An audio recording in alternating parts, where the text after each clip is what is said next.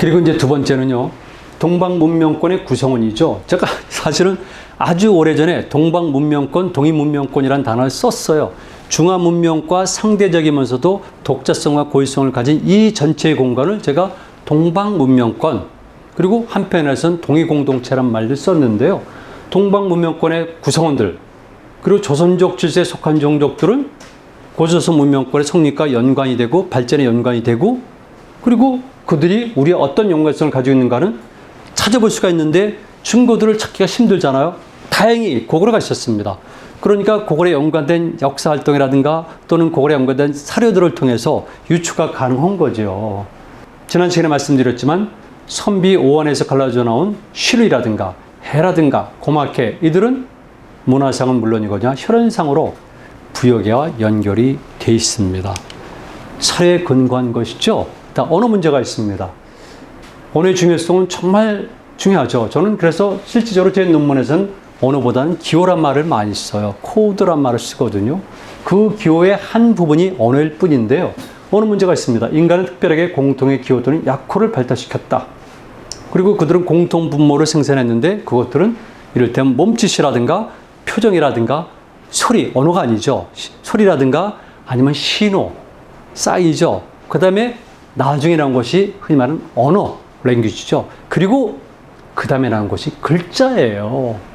그러니까 실질적으로 이거 얼마 안 되는 거니까 이 언어 문제를 통해서, 기호 문제를 통해서 인류의 역사라든가 또는 고조선 문명권 실체를 규명하고 특히 종족들과 연관성 규명한다면 당연히 이런 모든 관점에서 봐야 되는 것 아니겠어요? 그런 연구가 아직 안 이루어졌고, 물론 저도 그건 가능한 것이 아니죠. 그러나 추후에는 이런 것들이 연구가 진행이 되면은 고조선 문명권의 실체, 그리고 거기에 속했던 종족 구성원들의 성격도 규명할 수가 있습니다. 최근에는요, 워낙 많이 발달했기 때문에 이거 다 가능해요. 이게 제가 얘기가 아니라 실질적으로 최신의 범생물학적 연구의 결과를 제가 정리한 것 뿐입니다. 동물 행동학 등등을. 그러나 민족 문화의 생성과 연관돼서 역시 중요한 것은 언어죠. 다른 것들은 이것이 사라지기도 하고요. 큰 영향을 끼치지 못하는데 언어는 이미 우리가 언어를 사용하는 순간부터 가장 중요한 코드로 격상해요. 언어라는 것이 그냥 단순한 말입니까? 소리입니까? 신호입니까? 아니에요. 언어는 모든 것을 논리화시키고 조직화시킬 수가 있고 세계를 해석하는 틀이 만들어지는 것이고, 그래서 이를테면 주어, 동사, 목적어, 아니면 주어, 목적어, 동사, 이런 것마저도 엄청난 차이를 가져오는 것이고, 이것이 생태환경 물론이고 생활 양식과 직결되어 있다는 거예요. 그러니까 언어라는 것이 얼마나 중요하겠습니까? 어떤 언어를 사용하는가, 그리고 언어 속에서 어떤 단어를 선택하는가에 따라서 엄청나게 다르게 되는 거죠. 그런데 우리가 보는 일반적인 또는 인류 역사의 전반적인 과정을 보면 문명권, 그랬을 경우에는 다양한 언어를 사용하는 비율이 높다. 여러분, 지중해 것만 아니면은 메소포타미아 것만 문명권을 설정하고 거기만 다양한 종족들이 다양한 도시국과 함께 다양한 언어와 다양한 글자를 가진 것이 아니에요. 어디나 다 마찬가지고 지금 고조선 문명권 설정되는 만주 일대는 더더욱 다양하다는 겁니다. 이걸 그동안 잘 몰랐던 것이죠. 그래서 구성원들 사이에서는 언어적으로는 약간의 차이를 느낍니다. 이를테면 흔히 말하는 퉁구스계 계통의 주민들과 투르코 또는 몽골의 계통의 주민들과는 언어상의 약간의 차이를 느껴요.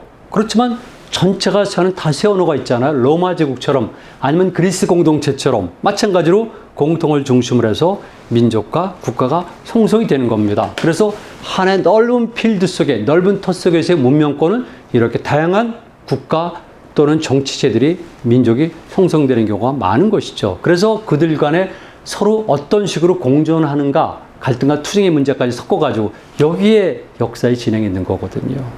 결국 이렇게 민족이나 국가 등 정적 단위가 확장돼 가면서 더 큰 공동체, 대단위 공동체죠.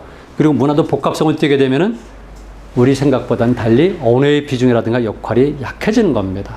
그래서 고조선 문명권에서는 이런 언어 외에도, 자, 학자들에게 얘기합니다. 몸짓, 소리, 도상, 언어, 글자, 기호, 신화, 설화, 문양 등등을 확장시켜서 연구할 필요가 있다는 것이죠. 이것이 된 상태에서 우리는 고조선 문명권에 대해서 자신 있게 얘기할 수가 있는데, 유감스럽지만 그런 사람은 아직 한 명도 없습니다. 세월이 좀 흘러야겠죠. 자, 정리해 보면은 그런데 흔히 말하는 고조선 문명권의 중액 언어는 알타이어계라고 볼 수밖에 없어요. 그 이전에 고아시아계가 있겠지만 적어도 우리가 말하는 강력한 정치 체제의 출현, 그리고 우리가 말하는 그 이전과의 다른 문화, 그리고 그 이전에 신석기와는 다른 총동의 문화, 그랬을 경우에 여기에 실체인 고조선의 중액 언어는 알타이어계라고 보는 겁니다. 그리고 고구려는, 훗날의 고구려는 일부 지역을 빼놓은 언어가 유사해요. 그러다 보니까 의사교환이라든가 국가경영에 차질이 좀 적은 거죠. 자, 다른 기록을 제가 봤거든요. 이겁니다.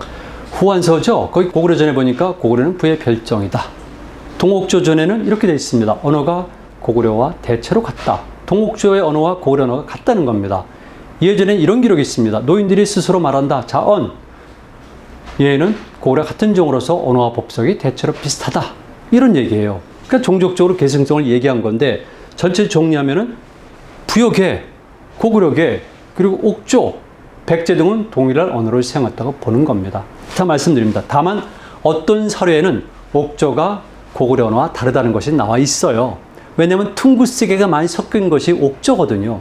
옥조의 범주는 여러분의 생각과는 달리 남옥조만 하더라도 저는 두만강 이남으로 보고요. 북옥조는 더 위라고 봅니다. 남옥조는 두만강 이북과 지금 연해진 남부 일대를 저는 보고요. 그 다음에 그 북쪽의 북옥조는 더 위로 올라간다고 보고 있습니다. 여러분은 어떻게 보셨어요? 남옥조의 위치를. 동해의 위치를 어디로 보셨어요? 강원도로 배우셨죠? 자, 그리고 기록을 봅니다. 위서와 북서는 쉬리, 몽골 쉬리를 낳게 한 쉬리죠. 선비적의 한 일부죠. 쉬리에 대해서 이렇게 보고 있습니다. 쉬리어는 고마케, 거란, 두막루와 같다. 고마케가 누굽니까? 거란의 브랜치고요. 선비와 연관되어 있죠. 그 다음에 두막루와 같다. 두막루가 무엇입니까?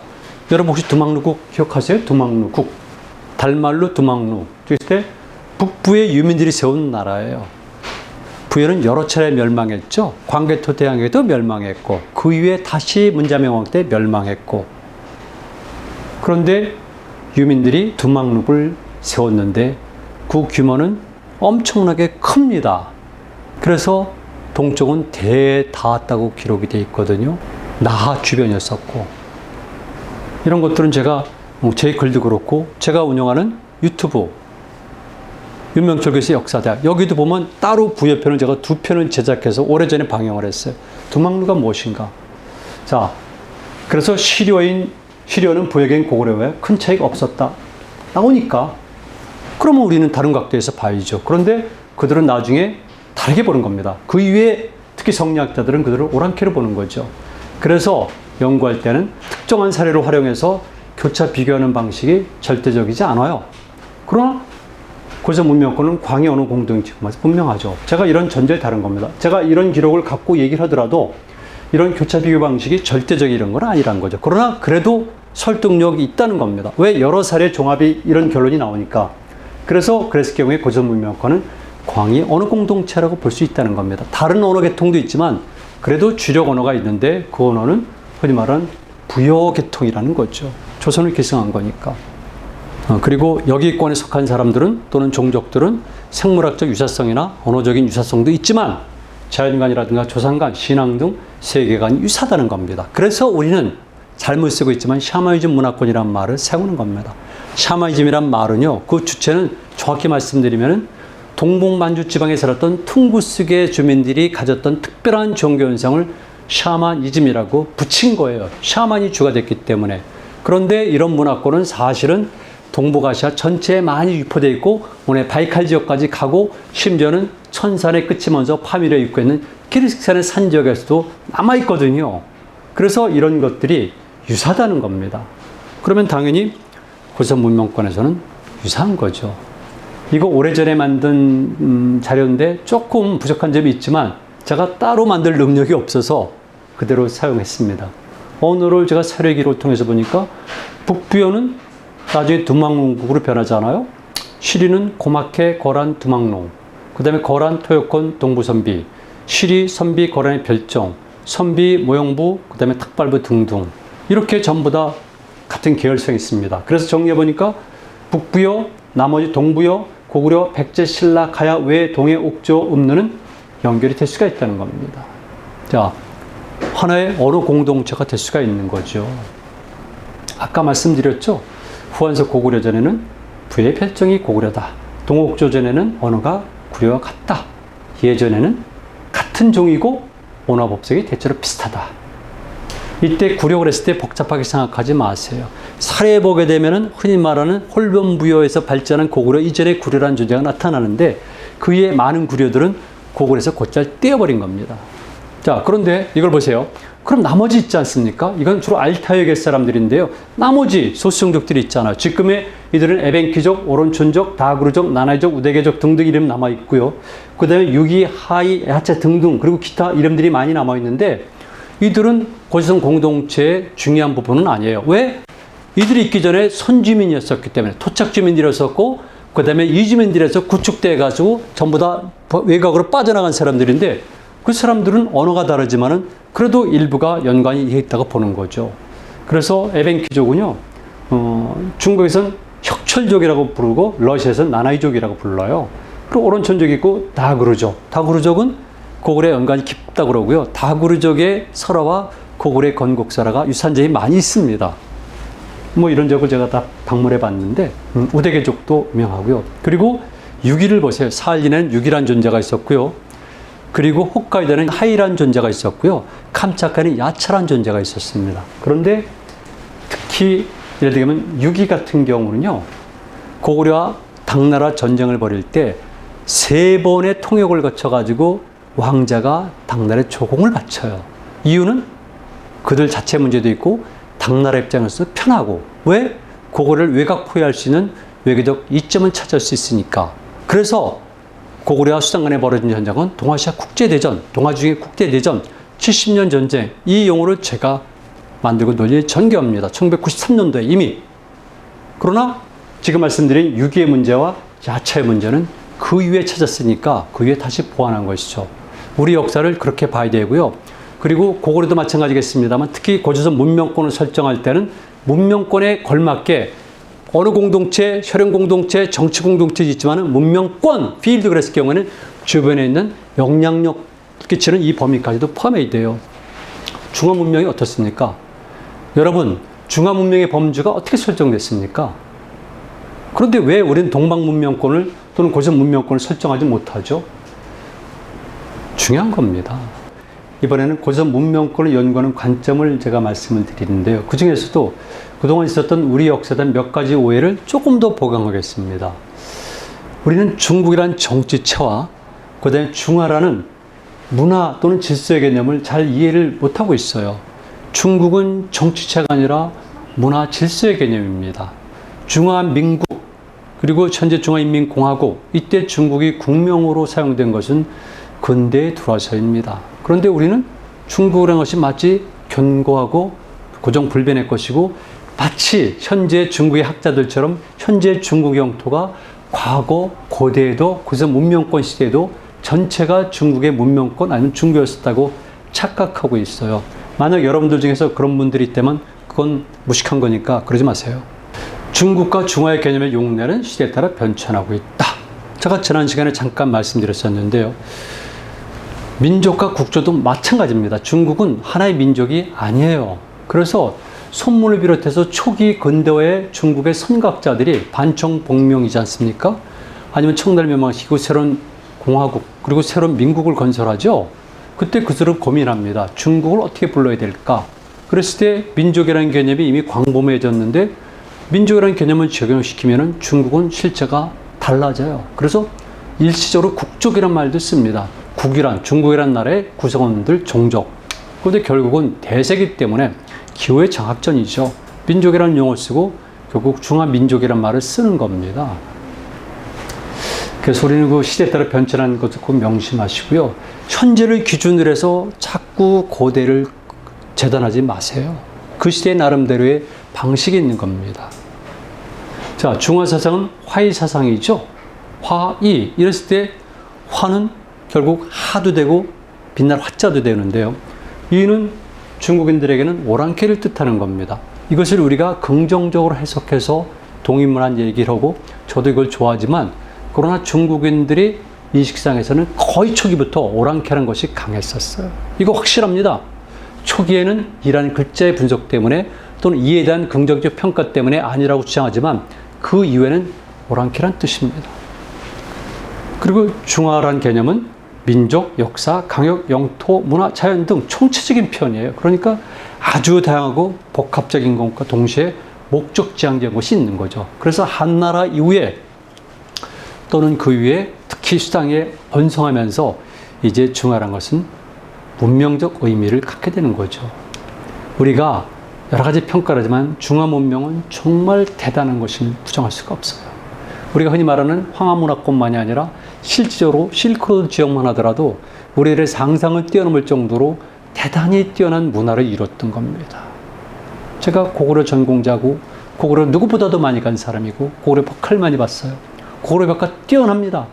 그러나 동시에 영향을 줬던 실크로드 지역에 있었던 비록 수단과 직접 연관없지만 또다시 그 소굿딘들과 연관된 이런 예술들은 상상을 뛰어넘죠.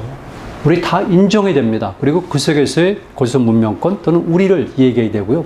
그들과 다른 우리의 고유성 그리고 우리만이 가지고 있던 고유의 가치를 발굴하고 계승하고 그리고 미래의 방법론으로 모델로 활용하는 게 중요한 거죠. 그래서 최근에 들어서 이런 글들이 많이 나오고 있더라고요. 중국 역사 속의 왕조들을 우리는 구분해야 된다. 생물학적, 언어학적, 민속적 사실을 구체적으로 정확하게 알 필요가 있다. 그게 제가 오래된 것 같아요. 구체적으로 조금 이따 그림을 보여드리겠지만 제가 중국 정보강제 개통성 고찰 이런 아마 비슷한 제목의 논문을 발표했어요. 그래서 샅샅이 분석한 겁니다. 그리고 물론 제가 많이 발표했죠. 좀 이런 내용들이 많이들 전개되고 있는 것 같은데 그거 분명히 구분해야 되거든요. 중국, 중화 그리고 국가의 구성원들은 다른 거예요. 많은 종족들이 중국의 정보왕조를 변신했지 않습니까? 예를 들게 되면 투르크계의 민족들 그 다음에 또 한 가지는 선비 계통이죠. 나중엔 거란 계통도 있지만 그들은 동호의 브랜치인데요. 몽고로 계통의 사람들 이들이 중국 역사에서 가장 영향을 끼쳐요. 한족과 더불어서 중국 역사에 가장 막강한 영향을 끼친 것들은 흔히 말하는 선비계거든요. 이들이 정보왕조를 변신했고 그들이 중국 문화가 생성하는 데 기여하고 역할을 담당해요. 예를 들면 수나라 400년 만에 중국의 많은 지역을 통일한 종족 선비족이잖아요. 풋발부 그게 수나라예요. 그리고 막바로 40년 만에 멸망하고 계승한 것이 당나라잖아요. 당고조 이연 그리고 태종인 이세민 선비족이잖아요. 그러니까 그리고 이때 비로소 중국은 어마어마하게 완벽한 거대한 문명권을 이루게 되고 흔히 말해서 터번국의 일부, 티벳의 일부 그리고 실크로드 지역을 안정적으로 구축했던 것이죠. 이랬을 때 우리는 그들에 대해서 알아야 되는데요. 또 한 가지는 그들이 얼마나 우리의 연관성을 맺고 있는가 이것도 잘 이해하지 못하고 있어요. 그 증거는 무엇입니까? 오랑캐란 말 있죠. 오랑캐. 오랑캐는 여러분들이 보시는 것처럼 홀랑개, 올량흡 등등인데 이거 사실은 퉁구스의 한 부족이거든요. 말갈의 한 후손들입니다. 이들이 우리랑 무관했는가? 아니죠. 흔히 말하는 고구려 시대 때, 그 다음에 발해 시대 때, 그 이전에 원조선 시대 때 이들은 우리의 중요한 구성원이고요. 제가 말씀드렸지만 생활 공동체의 이론이에요. 언어는 다를 수 있어도 실질적으로는 같이 활동하던 상당히 많은 부분 이익과 생태 환경을 공유한 생활 공동체였었죠. 이런 것들도 알아야 돼요. 자, 다시 한번 말씀드립니다. 민족을 구성하는 요소는 무엇인가? 많이 있죠. 혈연, 언어, 지연, 경제, 역사적 경험, 인식 등 여러 가지 요소가 있는데요. 순서와 비중과 의미의 차이를 두어야 돼요. 학자마다 차이가 있는 겁니다. 저 같은 경우는 최근에 들어서 이렇게 생물학적 의미를 제1의 근본 요소로 중요시 여기고 있는 것 뿐입니다. 그리고 이거는 종족 개념과 가깝죠. 왜? 인간은 결국 생물학적 특성을 벗어날 수는 없어요. 과거에는 생물학적 특성을 벗어나는 것이 인간의 자유의지를 더 부각시키고 인간은 동물과 다르다는 점을 부각시키는 중요한 요소였는데요. 지금은 달라요. 인간이 너무나 오만해졌습니다. 인간이 이제는 자연에서 예속되거나 자연과 친하는 것이 아니라 자연을 정복하고 자연을 파괴하고 있습니다.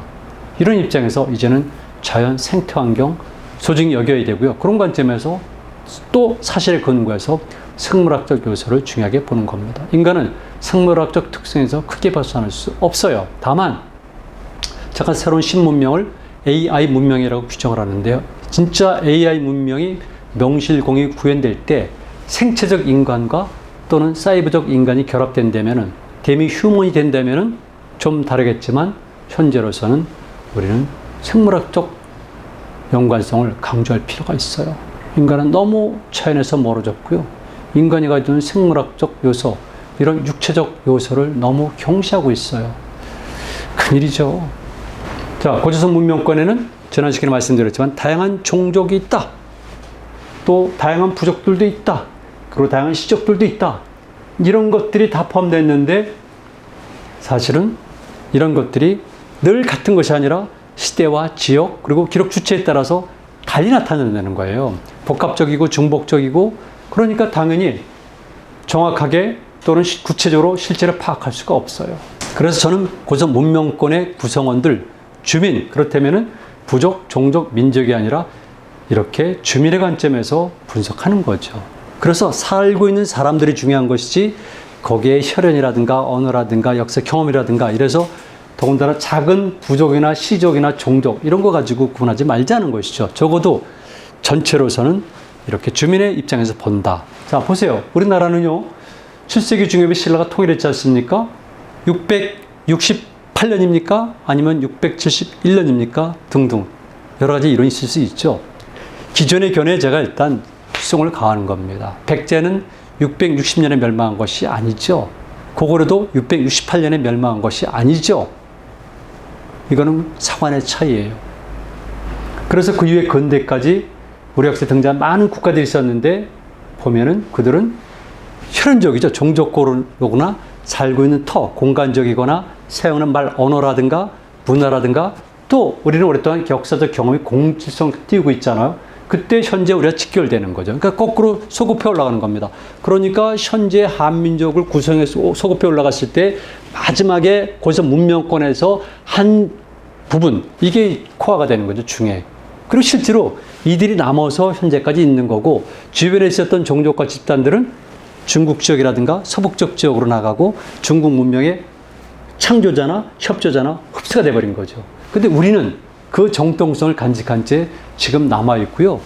지금 다행히 웅비하는 시점에 있어요. 그러니까 저는 거꾸로 소급해 올라가는 거죠. 그런데 발해군 멸망 이후에 만주 지역에 남은 종족들이 있잖아요. 이들은 현재 우리 한민족이라든가 고조선 문명과는 어떤 연관이 있을까? 애매하잖아요. 지금은 물론 달라요. 적대 관계도 있습니다. 그런데 고조선 문명권은 어땠을까? 혼란스럽고 불확실한 부분이 있지만 기본적으로는 우리랑 연관이 깊다는 거죠. 그런데 7세기 후반 이후도 그렇지만 특히나 조선 건국 전에 즉 성리학 주작이 정착하고 특히 조선이란 성리학 중심의 이데올로기를 가진 조선이 건국되면서부터는 달라지게 된 거죠. 그들은 철저하게 중화주의에 입각해 있어요. 그런 관점에서 만주 지역에 있었던 모든 제 종족들은 우리와 무관할 뿐만 아니라 야만인 오랑캐라고 멸시했고요. 우리 역사에서 쳐냈고요. 이런 것들이 그대로 지금까지 오니까 우리 고대 역사를 해석할 때 문제가 생기는 겁니다. 그 당시대로 올라가야 되고요. 그리고 앞으로 21세기는 과거에 같은 그런 벽개념의 국가가 아니에요. 지금은 벽이 없습니다. 네트워크 시스템이거든요. 그리고 새로운 문명의 시대니까 탈중심적인 체제를 지향하는 21세기에 우리 원래 모습을 찾으면 도움이 되는 거죠. 그런데 아직까지도 이런 벽개념의 아니면 근대개념의 국가개념을 가지고 우리 고대사를 해석한다는 건 학계의 수준이 문제가 있다는 겁니다.